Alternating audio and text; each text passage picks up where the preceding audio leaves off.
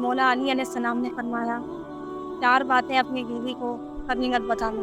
پہلی، کبھی اپنی بیوی کے سامنے رونا مت، چاہے کتنی بھی تکلیف ہو، کتنی بھی پریشانی ہو، چاہے اندر سے کتنے ہی ٹوٹ چکے ہوں، لیکن اپنی بیوی کے سامنے کبھی آنسو مت بہانا، ورنہ ساری زندگی تمہاری بیوی یہی سمجھے گی یہ مرد بہت کمزور ہے، اپنے جذبات پر قابو نہیں پا سکتا، چھوٹی چھوٹی چیزوں پر اداس ہو جاتا ہے، لہٰذا وہ تمہیں کمزور سمجھنا شروع کر دے گی۔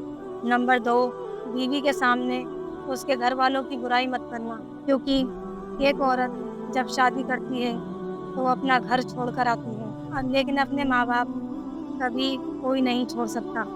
نمبر 3، عورت کو کبھی بھی اپنی کمائی مت بتانا، کیونکہ ایک مرد کو ہی پتہ ہوتا ہے کہ گھر کس طرح چلانا ہے، سب کے خرچے کس طرح پورے کرنے ہیں۔ عورت کو اس کا خرچ ضرور دیں، اس کی ضروریات کا خیال رکھیں۔ نمبر 4، اپنی بیوی کے سامنے کبھی اپنے گھر والوں کی برائی مت کرنا، کیونکہ اس طرح تم خود ہی اس کی نظر میں اپنی عزت کم کر دو گے۔ شادی کے دن نئی نویلی دلہن نے ایک اٹیچی کیس کی طرف اشارہ کرتے ہوئے اپنے شوہر سے وعدہ لیا کہ وہ اس اٹیچی کیس کو کبھی نہیں کھولے گا۔ شوہر نے وعدہ کر لیا۔ شادی کے 85ویں سال بیوی جب شدید بیمار ہو گئی، بستر پر مرنے کی حالت میں پڑ گئی، تو خاوند نے اسے اٹیچی کیس یاد دلایا۔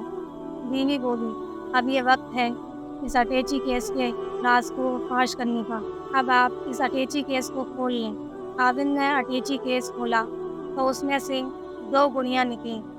خاوند کے پوچھنے پر بیوی بولی، میری ماں نے مجھے کامیاب زندگی کا راز بتاتے ہوئے نصیحت کی کہ غصہ پی جانا بہت ہی اچھا ہے، اور ماں نے مجھے طریقہ بتایا تھا جب بھی اپنے خاوند کی کسی بات پر غصہ آئے تو تم بجائے خاوند پر غصہ نکالنے کے ایک گڑیا سی لیا کرنا۔ تو مجھے جب بھی آپ کی کسی بات پر غصہ آیا تو میں نے گڑیا سی لی۔ خاوند 2 گڑیا دیکھ کر بہت خوش ہوا کہ اس نے اپنی بیوی کو اتنا خوش رکھا، کیونکہ بیوی نے 50 سال کی کامیاب زندگی میں صرف 2 گڑیاں ہی بنائی۔